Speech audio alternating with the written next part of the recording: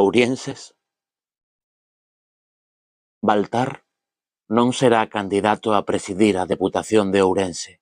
Entregou o seu cargo, queimado, día a día, hora a hora, multa a multa. Eu sei que nestes momentos a miña voz chegará aos vosos fogares entrecortada e confundida polo murmurio dos vosos aloucos e das vosas pregarias.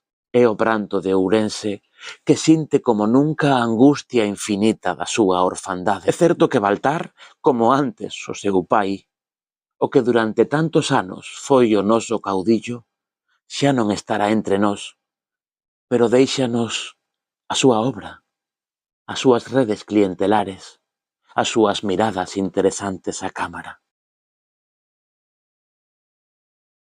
Y no nos queda otra que romper las hostilidades con la Xunta de Galicia. El Estado español va a resolver candidaturas para albergar la futura sede de supervisión, la Agencia Estatal de Supervisión de Inteligencia Artificial, siguiendo una política de descentralización y donde se favorezca aquellas ciudades que tienen una despoblación y tienen una depresión económica. De verdade que preciso unhas vacacións porque isto non é vida. Conectamos en directo con nos mesmos no pasado para falar da fin, de momento, deste febril período de sesións municipais sen sentido. Sí, hoxe 6 de novembro estamos gozando do cuarto pleno municipal en un par de semanas. Está sendo un espectáculo moi gratificante. O Partido Popular e Democracia Ourensana, que parece que retomaron a súa historia de amor despois dunha breve crise, xente que marcha do pleno, que volve, que non sabe que votar, todo fantástico e fascinante, como non podía ser doutro xeito.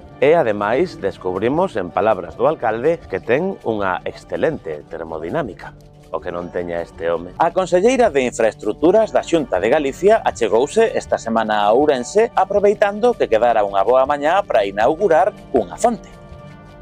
O alcalde de Ourense tamén foi. Ambos protagonizaron un hilarante sainete. Novo pleno municipal no concello de Ourense. Que? Sí, vous en pantalós. Que pasa? Estou en modo pasar de todo. Sí, como o alcalde de Ourense no último pleno. Xa nin disimula.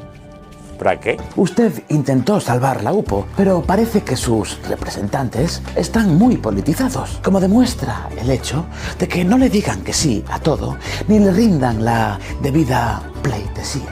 Aquí en esto hubo también creo que una excesiva politización del tema, ¿no? Yo creo que cuando se mete la política por el medio, este tipo de proyectos pueden verse afectados.